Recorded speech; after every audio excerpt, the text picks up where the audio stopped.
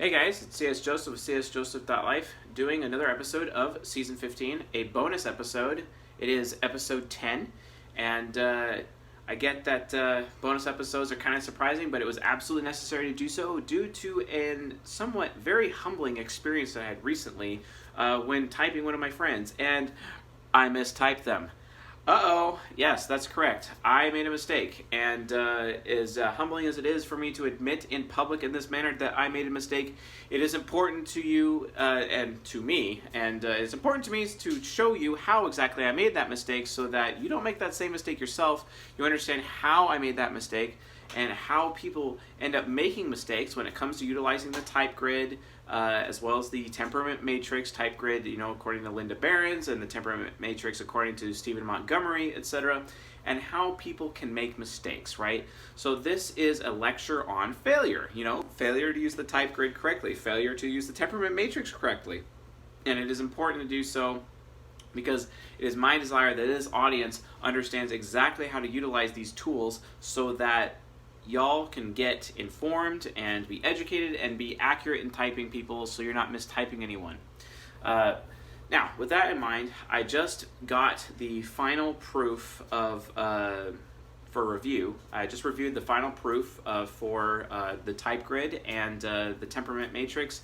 It's been completely upgraded, includes all of the new material we've been discussing here in Season 15, and it will be going live very soon on my website in order for anyone to get those materials and utilize those tools to help you type yourself and others. That's kind of what we're doing this, and Season 15 is all about how to use the type grid, etc.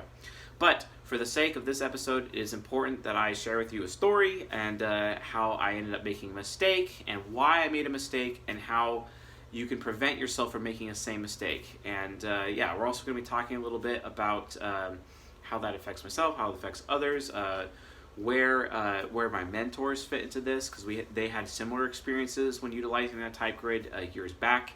And it is important that we understand these caveats because there is a few caveats here and there when you're utilizing the type grid and the temperament matrix. And once you're aware of these caveats, you know how to avoid them. They're like little landmines, like, oh crap, there goes my leg. Yeah, well, I like it to, keep my leg, and I like my audience to keep their limbs as well. So based on that, we're going to be doing a dive into, the title of this particular episode, Season 15, Episode 10, which is How to Prevent Mistyping. So, with using the type grid and the temperament matrix. But before I begin, don't forget, this round of the giveaway, we're giving away this book, People Patterns by Stephen Montgomery, PhD. This is the book where we derive as our source material for the temperament matrix. This is an excellent read. I do not completely agree with everything he says because he's very pro David Keirsey, which kind of sucks, but I mean, I get it. It is what it is. He also has some interesting points about temperament compatibility according to relationships, professions. I don't agree with all of it. I agree with some of it, but that doesn't matter. It's still a very good read. Definitely something I recommend. And if you would like to win this book or an electronic copy, if for some reason I'm not able to ship you a physical copy book because you might be in Sri Lanka or something, if that's the case, we'll work with you. Anyway, to be entered to win this, all you have to do is be a subscriber to the channel, leave a comment here on this lecture, as well as like the lecture, and someone will be chosen randomly and will be announced on the next whiteboard lecture that I do. Okay, so the following whiteboard lecture you see, the name will be written on the whiteboard as to who the winner is. So be aware of that. If you want to win a copy of People Patterns by Stephen Montgomery, PhD, definitely get into that. That's going to be awesome. Also, one more thing before I actually dive into this lecture. I'm about to be posting my reading list onto my website. It will be available very soon. We are working on it, and I'm very happy to be sharing it with you. Not only that, I'll also be sharing with you exactly what I'm reading every single day so that you know, oh, this is what Chase is reading. And then if you want to read it with me, you can read it with me. So, awesome. Great. That being said, live stream tomorrow as well, Elon Musk. I mean, who wouldn't want to do that? And maybe like Joe Rogan too, but whatever. So anyway, that being said, Season 15, Episode 10, a bonus episode, How to Prevent Mistyping. Here we go. So let's talk about the situation.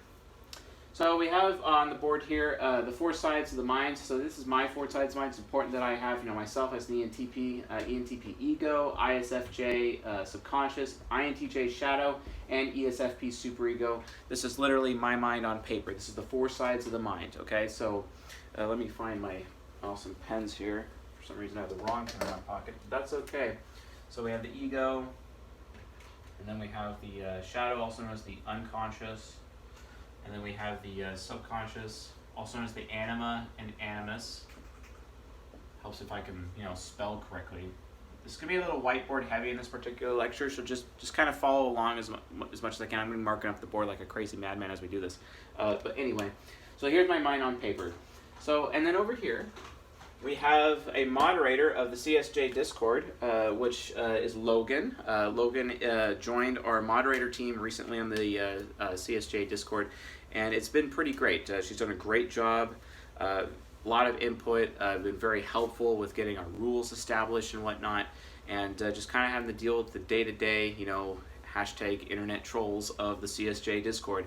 And as a result, we're very happy to have her on the team, and she's made some insanely good contributions. The issue was that we were having with her is that we weren't really sure what type she was. Now, typically, some had suggested, I'm an INTJ. That's the initial thought, and a lot of people, saw her as an INTJ. And to be honest, I actually saw myself being an INTJ because when I first took the test, when I first got involved into Jungian analytical psychology, depth psychology, typology, etc., I was also initially typed as an INTJ because with the first few tests that I took, I scored INTJ on the test. So I thought for many years that I was actually an INTJ. That was until I met my first mentor who crushed that and revealed that may not necessarily actually be the case. So I ended up, after verifying through my mentors, that I am actually an ENTP, right? And it's because knowing the four sides of the mind, knowing the interaction styles, knowing the temperament styles, knowing the type grid, knowing the temperament matrix, I've been able to realize that, yes, I'm definitely an ENTP, right? So anyway, let's talk about how or why this is relevant. It's relevant because when I was first taught by my mentors, R.D. Bryant and R.P. Moriel, for example, both of those gentlemen who are fantastic individuals, and I'm very happy to have studied under them. Very grateful and very blessed to do so. The first one being an ESTP, the second one being an INFJ. Absolutely fantastic. To really have that relationship with them and be taught by them. Anyway, the point is that in one of their lessons that I learned, and both of them in like a separate lesson from either, they explained, and this is, they explained that they came to some issues. They had some problems with potentially mistyping people at certain times. And R.D. Bryant actually, Mr. Bryant set up with me, the specific way to, figure out the cognitive functions and just interaction styles. He just started the whole Linda Barron's approach with me at the very beginning. But, he gave me like my first type grid that I stuck on a wall and read it or studied it for like literally 2 years on the same wall while being homeless at the time, which is kind of interesting. But the point was, I was studying it under him at the time, but it wasn't until I met Mr. Moriel that I ended up actually getting a bigger, firmer grasp on mistyping, because as Mr. Moriel had explained to me at the time, is that every now and then you're not able to type somebody correctly and you just don't know why. Now, the MBTI actually has this issue too. If you give someone a test and there's just no way, you have no idea what type there is, there's actually a particular type that you can assume they are just by default, and they just auto-score them that type. And that's actually been taught in a few MBTI classes. That's been taught by a few people administering the test.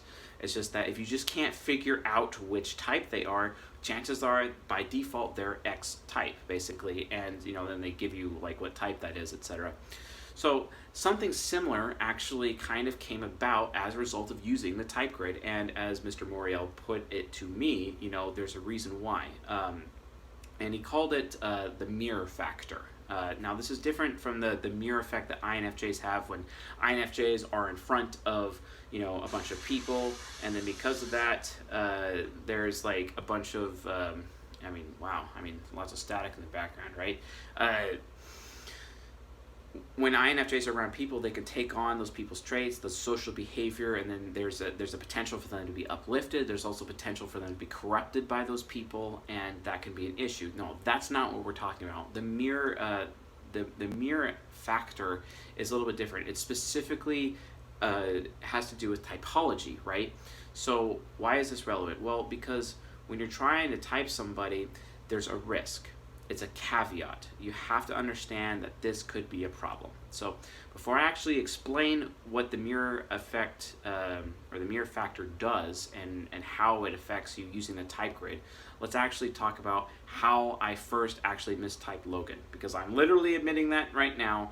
I mistyped Logan and it was like bad, and sorry, but it happens, right? And I'm going to explain why it happened and walk you all through the process as to why it happened, so you can avoid to make the same mistake I did, so you can make sure that you're accurate moving forward, right?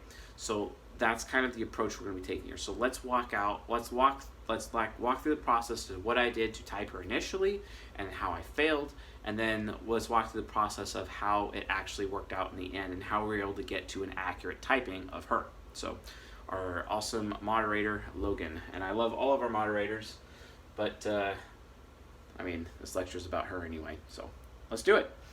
So I was like, okay, yeah, we're definitely gonna be typing Logan here, so that's what I did. Initially, it's like, okay, well, what type is she?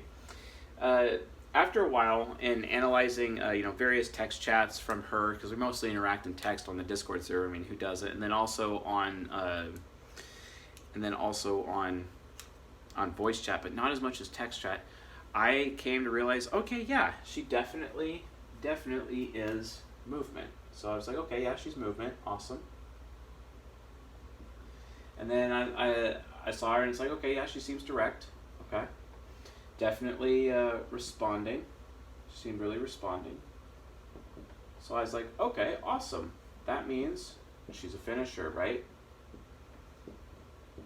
Definitely in the finisher. So it's like, okay, she's a finisher. And that kind of fits the narrative of her being an INTJ, right? She joined the Discord server. She chose INTJ. INTJ is what the tests have told her, etc.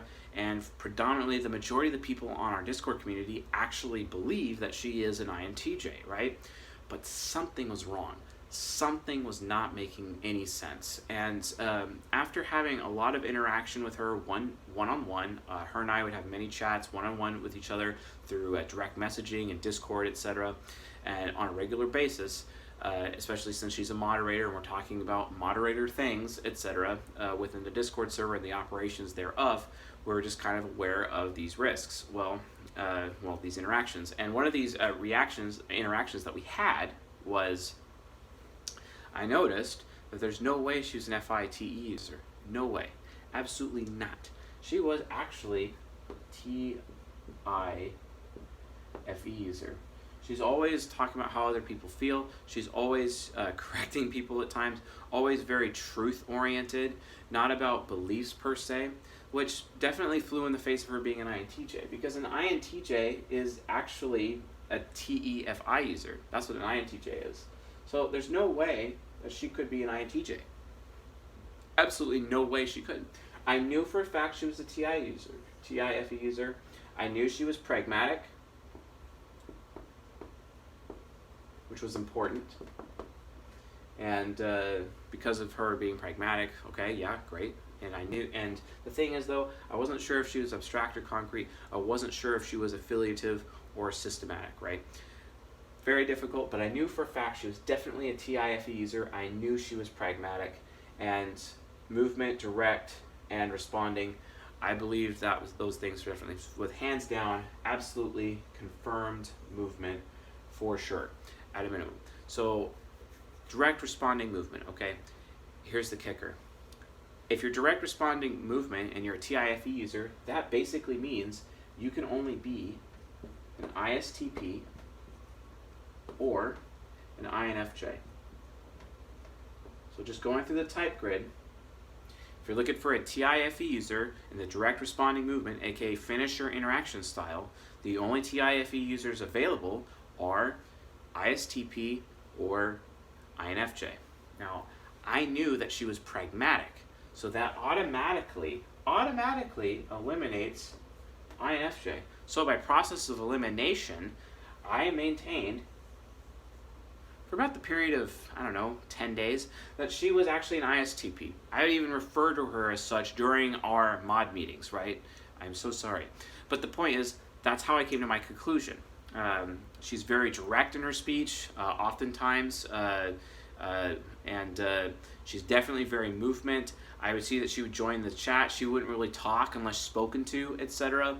And it kind of gave the air of responding, and it made a lot of sense to me. It was very finisher related. It just seemed every time that her and I would interact directly one-on-one, because I often do like one-on-ones when I'm typing people, I don't really pay as much attention to the other stuff, even though I should, right? Like especially in group actions, etc. I've noticed that, when we're one-on-one talking to each other, absolutely direct responding movement, chart the course, finisher type, interaction style, and I know for a fact she is a TIFE user. I saw multiple chats, constantly correcting people. We looked at different sentences that she had made, and for sure, definitely TIFE user. Even Jab, who's an admin on the Discord server, also maintained that Logan was a TIFE user and not a TEFI user at all. And of course, Jab would know because he's an FITE user and he has natural compatibility with people who are TIFE, like myself, for example. So for the longest time, definitely believed ISTP. And where is my eraser? Awesome. So for a while, it's like, okay, great, you're an ISTP. Except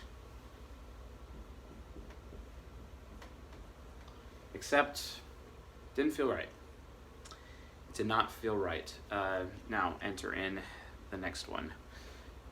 Here we have Jab, right? Jab the INTJ. Jab the INTJ is like, there's no way in hell Logan is an ISTP. There's just no way that's going to work. Why is that? It's like, GJs, I think you're wrong on this one. And he maintained that consistently, constantly trying to verify and re-verify it. And I kept on going back to, all these interactions that I had with Logan one-on-one, and that's why I maintain she's an ISTP, right? No, very wrong, actually.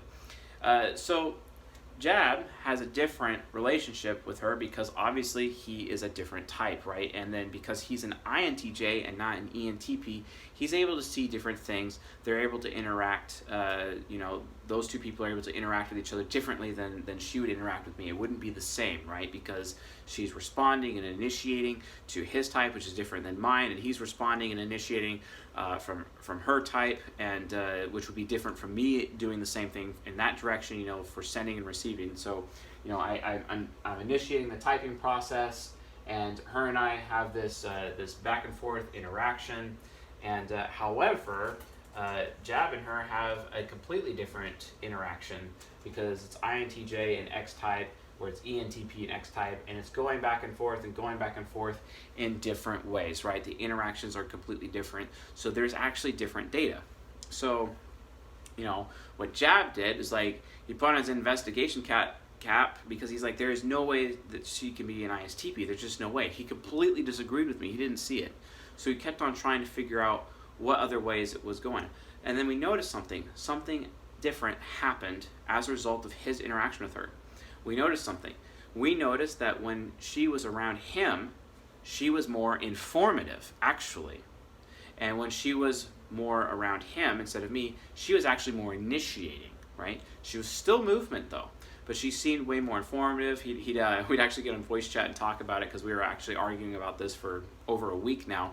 And he's like, here, she said X, Y, Z, and she said this, and she said that, and that's informative. I'm like, yes, that's informative. And he's like, well, if she's an ISTP, how could she be informative? Well, she can't, because guess what? If you're an ISTP, your ego, your subconscious, and your shadow, guess what, all three of those are direct, and it's called triple direct. And you're not really in your superior ego very often. It's extremely rare. So the fact if you're even remotely being informative when you're a triple direct ISTP, that's not going to make any sense. So just on that alone, I'm like, crap, there's no way she could be an ISTP. There's absolutely no way. There's no way. She's being informative consistently. We're seeing consistent informative. But for some reason, when I'm talking to her, she's direct. Why?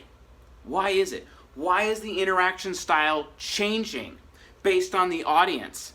And then I'm like, oh, I know what it is. Okay, so back to Mr. R.P. Moriel, my mentor. So years ago, he talked to me about the mirror effect, right, or the mirror factor, and how the mirror factor when you're typing somebody, you can actually get very confused, because as he put, and this is a rule, this is very important, this is very integral to this lecture right here. This is the big idea. So when you're using the type grid to type somebody, right, and you're using the temperament matrix to identify the temperament, you're trying their interaction styles, and you find out what type they are, there's a problem. It's very difficult for somebody to type somebody who is also their same type. It's very hard. It's like you're looking into a mirror. And because you're looking for differences, you're not as much, you're predisposed to not looking for similarities as much as you are looking for differences, etc. Because our brains, our minds are already pre-programmed to that effect. Why is that? That's because when human beings are judging each other, because guess what? When you're typing somebody, you're actually judging them. That's a fact, right? You're literally judging people when you're typing them. Here's the thing. It's natural for people to try to judge people. They're trying to find people who are like their subconscious, or like their shadow, etc. Because they want to live vicariously through other people with their subconscious. They want people who are super highly compatible with them, which is their shadow, or types like their shadow, etc. They're going for compatibility, even going for types that are similar to their superego, because again, compatibility. And people just naturally gravitate towards the people. So their minds are already predisposed to interact, kind of assuming that everyone else is like these other people. Or assuming that or judging people by the standard of their own thing. So when typing Logan, I'm at risk of like, oh, this is a potential blind spot, right? And then all of a sudden, oh crap, I've just mistyped her, right? I thought she was an ISTP. She can't be. She's actually informative.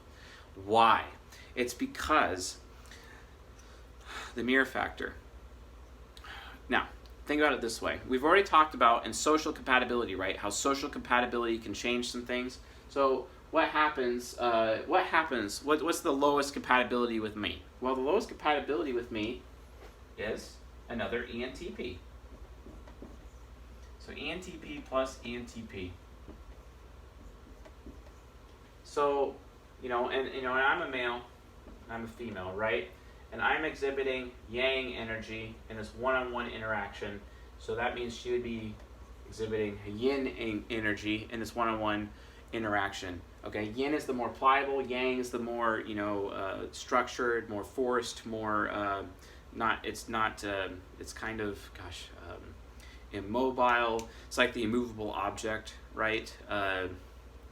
It's just, it's very firm. It's very firm in its existence, whereas the yin is more pliable. It's like water. It adapts to the moment, right? So, especially in a male and female one-on-one private interaction between two ENTPs, literally what is happening here? What happens is that if I'm in yang mode, and she could be yang and I could be yin in the conversation too. I'm not saying just because of our gender that's how it is. That's not what I'm saying. I'm just putting in there just for distinction, okay? Anyone could take on the yang role in the conversation or the yin role in the conversation, because if you're two of the same type interacting with each other, you're going to bother each other. So there has to be some kind of way to have harmony in the conversation, right? How does our minds auto do this? How does our mind manage these situations? We come into contact with another type, okay? And then, then our mind decides, okay, am I going to be in the yin role or am I going to be in the yang role with this interaction? Am I going to be the dominant one versus the submissive one, basically? So look at yang as dominant and yin as submissive, okay, in the conversation. So I when talking to Logan and thinking that she was an INTJ or thinking that she was an ISTP, I automatically default chose the dominant role from my side. I was pretty yang, and I wasn't going to let go of being in my ego. I wasn't willing to let go of my ego, right? So because of that, she ended up in the yin form. So she became the pliable one. And guess what? In order to get through an interaction with me, she had to change her type. How? Through a cognitive transition. She literally transitioned from ENTP all the way down to an INTJ. So she went into her INTJ side of her mind, okay? So she went from here, down here, from her ego to her shadow, just to have a conversation with me, right? So what this did was it caused me to get the movement, direct, and responding interaction style, the finisher interaction style. Because when you put two ENTPs in a room, one of them is going, and they're either bother the crap out of each other and then really harm everyone else around them. And because she cares about the Discord server, she cares about my relationship with Jab, she cares about her relationship with me. She definitely is there to be involved, knows what she should do, etc. Wants to make people feel good, give them what they want. So from her point of view, I need to adapt to Chase right now, and I don't want to have there be, I know that there's a risk of conflict. Our minds just are naturally aware subconsciously of the risk of conflict with another person of the same type. So what do? Okay, I'm going to go yin mode, and then I'm going to change my type with a cognitive transition, right? Literally going to change my type where I will become the INTJ, which because I've become the INTJ and moved from my ego to my shadow, that means my interaction style changes, right? Which means her interaction style went from starter to finisher, just to have that interaction with me. Because she didn't want to create conflict. It was all about harmony. Harmony was the objective at that particular moment, right? As a result, when we were interacting with each other, it was really ENTP plus INTJ. And that introverted interaction. Introverted interaction means one-on-one or by yourself. A singular human being by themselves or a one-on-one interaction is an introverted interaction. When you add a third person, it becomes an extroverted interaction. So her one-on-one interactions with me and my introverted sensing with ENTP, because I'm all about introverted sensing, for example, it's an SI user, all of my personal information, all of my experience with her in a one-on-one situation was her being INTJ, right? Here's another caveat. It's possible that she was actually stuck in her shadow because of trauma in her life. Trauma in her life where she would just default being in her shadow at all times. Logan could have had trauma in her life that, just like I did, that put her mostly in her shadow in the majority of the day, and it wasn't until she was around other people that she was brought out of her shadow and into her ego. And then she could literally be herself for once. Instead of having to wear a mask like ENTPs do. If you don't know what I'm talking about, you need to watch the Virtue and Vice lecture about ENTPs, about our virtue being sincerity and our vice being insincerity, where we wear masks for every single human being we come into contact with, and also like all of our interactions, right? Every human being we interact with, we have a specific mask for them, right? So her mask is literally her doing a cognitive transition into INTJ, okay? And she became an INTJ for all of her interactions with me. This is why I concluded that she was direct responding movement, because every time we would converse, I was the informative one, she had to be the direct one, right? That's kind of how it works when you're in that situation. This is why I'm like, I know for a fact she's a TIFE user. We're analyzing all of her chat logs. Yes, she is a TIFE user, but she's got that with me personally. And what I've experienced, introverted sensing, what I have experienced with my introverted sensing as an ENTP, interacting with her, it has always been direct responding movement, aka she is a finisher. But if she is TIFE, she can only be an INFJ or an ISTP, but guess what? She's pragmatic, so she can't be an INFJ, so by process of elimination, she has to be an ISTP. Except, it's not her ego. It's not her ego that I'm typing. That's the problem. So what do? This is what you do. Enter Jab. Jab the INTJ. His interactions. And he's interacting with both of us, which is awesome. So Jab to me and Jab to Logan, right? And it's like, oh, there is no way she's an ISTP. Here's what I see, right? And he provides chat logs, photos of screenshots, specific information, proving to me that, yeah, I get that you're seeing a direct responding movement, but when she's interacting with me, it's not direct responding movement. It's actually the other way around. And looking at those chat logs, we found out, yes, she's informative. And she is initiating. And she's still movement, right? And then we knew she was a TI plus FE user. And then Jad provided additional evidence that showed that she was abstract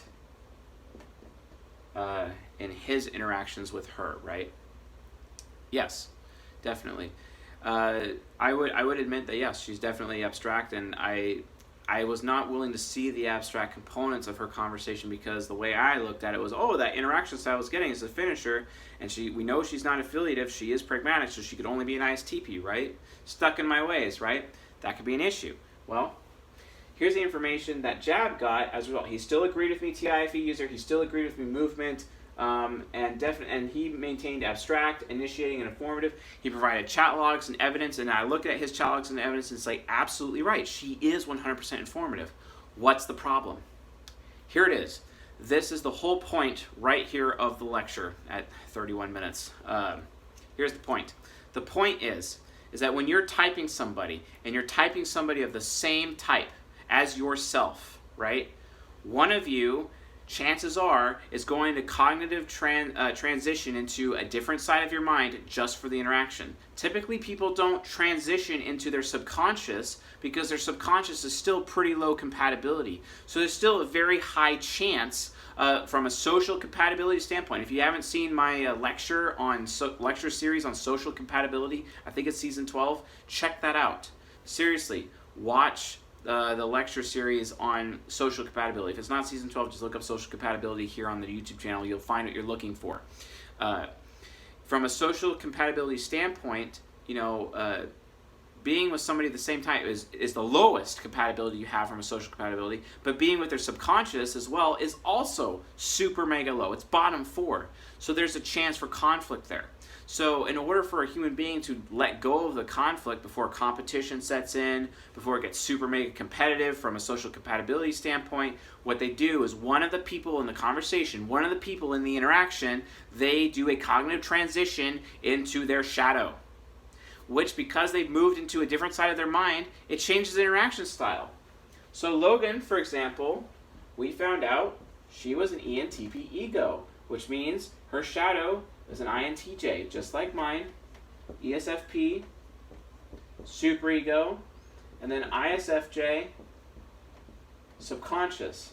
And now she's the ENTP with me, but then she had to become an INTJ because this interaction wasn't going to work. We were naturally lacking in compatibility, okay? And she couldn't shift to ISFJ because that's still lacking in compatibility, but INTJ is super compatible with an ENTP, and she went yin mode while I was yang mode. And then she was the INTJ. And because the INTJ, I was getting the finisher interaction style. Okay? But with Jab and interacting with her, she could actually be in her ego. Because guess what? There's super high compatibility. So they're able to be in each other's egos when interacting with each other, and she can actually be who she is. But when she's talking to me one-on-one, she can't really be who she is because of the risk of conflict. And our brains and our minds are already pre-programmed to handle this. That's why we do cognitive transitions, okay? Here's the thing. What happens when your mind is you're in your family and you're not compatible with the rest of your family? You cognitive transition, and that's typically why people get, for the most part, the majority of the time, why people get stuck in their shadow, because their mind is like, my ego is not compatible with the rest of the members of my family. I need to be in my shadow because it's a safer place to be in my shadow, but then my growth is stunted because I'm super immature in that way. Like, for example, my girlfriend, she's an ENFJ. Her stepdad is an ENFJ. You think it's really safe in her family for her to be an ENFJ in that family? No. As a result of that, she ended up stuck in her INFP shadow for many, many years because there wasn't enough room in that family with a male dominant father figure.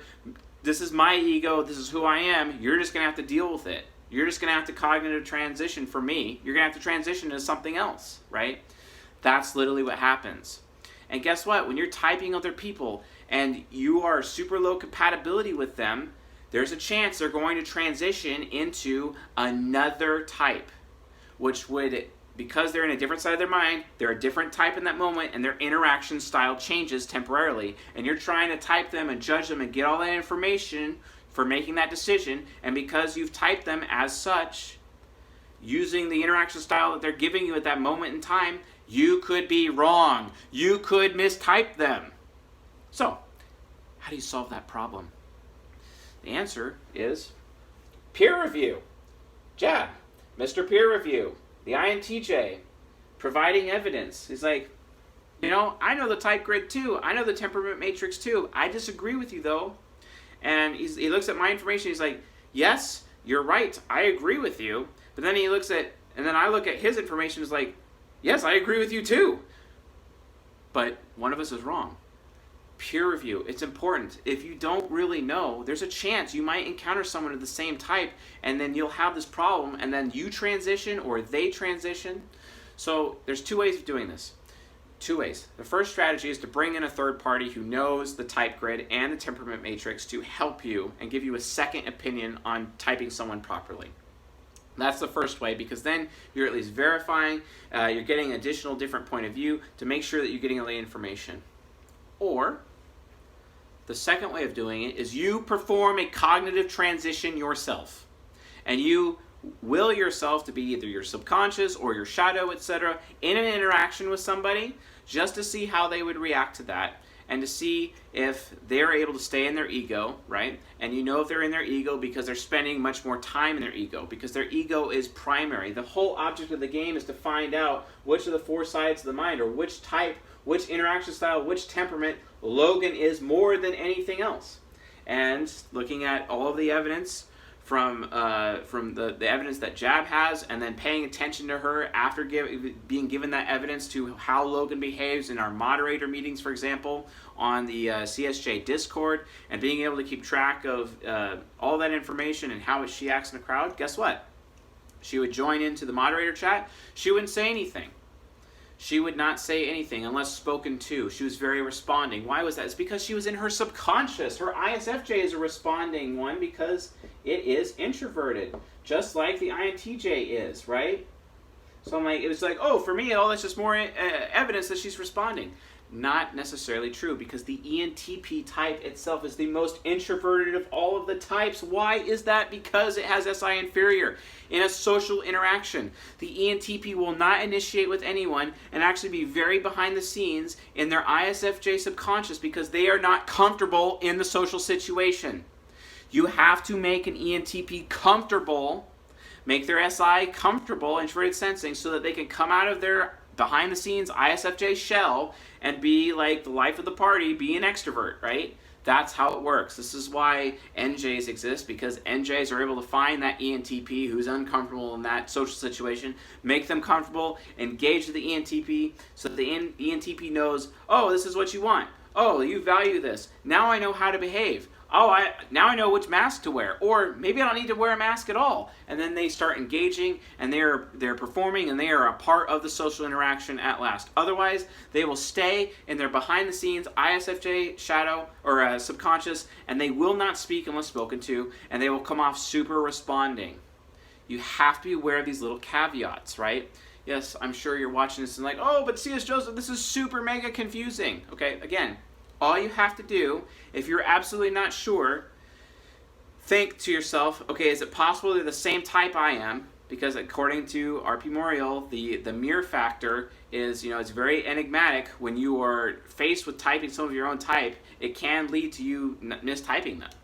Some of the most, he himself would admit, and my other mentor would admit, both of them will admit, it's always the hardest to type your own type, as well as the hardest to type your own subconscious. Those two types, to type someone else who has the same ego as you, or to type someone else whose ego is your subconscious, it is the absolute hardest to type them. Because there's a lot of preconceived notions about how things work with your own type, and how you judge yourself, etc. And that may not necessarily match with those other people because, while they're still different people, what you apply to standards for yourself doesn't necessarily mean it applies to them. So because of that, it's actually a higher difficulty level for you to type somebody else who has the same ego as you, or their ego is your subconscious, right? So this can lead to mistyping. So how do you deal with that? One, you realize that that's possible, okay? And it's like, well, if that's what's going to happen, I need to cognitive transition into my shadow or my subconscious to see how they react to that, right? So remember, we talk about trust but verify. Trust what you're doing, but verify it just in case. Or trust what other people say and verify what they say. Always verify. So if you perform a cognitive transition yourself and you're going into your subconscious or your shadow to interact with this person just to see, just to make for absolute sure that you're right about their ego, you will reduce the chances of you mistyping somebody if it's not already obvious to you what it is through interaction styles or temperament styles, through the type grid or the temperament matrix. You have to be aware of these things, okay? So that is one way to look at it. The other thing is peer review. Find somebody else, a friend or a family member that knows the type grid and the temperament matrix, and get their input and compare notes. Because chances are they might be seeing something that you're missing, and if that person is the same type as you, well, you're kind of at a disadvantage in accurately typing them, right? So because of that disadvantage, bringing in a third party, like I did with Jab, for example, we were able to actually get to the bottom of it. So, Logan, sorry for treating you like an ISTP for the last 10 days or so. I apologize, but we've come to the conclusion that yes, you are an ENTP, and so that the audience knows I'm not, pulling it out of my butt. Logan just recently watched the ESTPs, How Do ESTPs Compare to ENTPs lecture, and she said, yes, that is definitely me. I am an ENTP. I stand corrected. Finally, it's awesome to know I am not an INTJ. I'm not an ISTP. I am an ENTP. Great. Now I could figure it all out and then move forward with my life. And great, that's what we do here at csjoseph.life, helping people with their lives, right? That's why we do this. So anyway, wow, that's a lot. The bottom line is, like everyone else, I'm not perfect. I'm prone to mistakes. I can mistype people too. It happens. Why did I mistype? It's because she's an ENTP just like I am. And when the majority of the information is literally a one-on-one interaction with me, well, guess what? She's going to transition into her INTJ, and I'm going to be typing her based on her shadow instead of typing her on her ego. That's a risk. To prevent that from happening, I need to transition myself to just verify. I need to bring in a third party for peer review, or I need to observe her. I didn't mention this previously, but the third thing is I need to observe her in a crowd, in an extroverted situation, and see how she behaves there. And then take all of that data holistically and then make my decision instead of just jumping to a conclusion, right? Because that's exactly what I did. I jumped to the wrong conclusion because process elimination dictated ISTP. We already went through that. I thought she was direct responding movement, which she was, but that's because her mind forced her into her shadow when interacting with me because she was being more yin and I was being more yang in our interaction. I was the dominant one in the conversation. She was the submissive one in the conversation because she didn't want to disrespect me, right? So her mind decided, in order to maintain the goal of not disrespecting him, I'm going to transition into my shadow for this conversation. And then I grabbed all of that data from her being in her shadow. I made the wrong decision. And I didn't verify and transition myself to try to test the theory. Didn't work, right? And even if it's ENTP on ENTP and I transition to INTJ, it's still pretty difficult. So bringing in a third party or observing this particular individual in an extroverted situation and other situations to gather more information, to gather more data so that you're absolutely sure after you spent enough time, and make sure you are verifying and checking your work. Always verify, trust but verify. You will be more accurate when you use the type grid and a temperament matrix to type people. It is very important that you understand these things because let me tell you, it sucks when you mistype somebody and they're already organizing their life around this type and it's wrong. Always verify.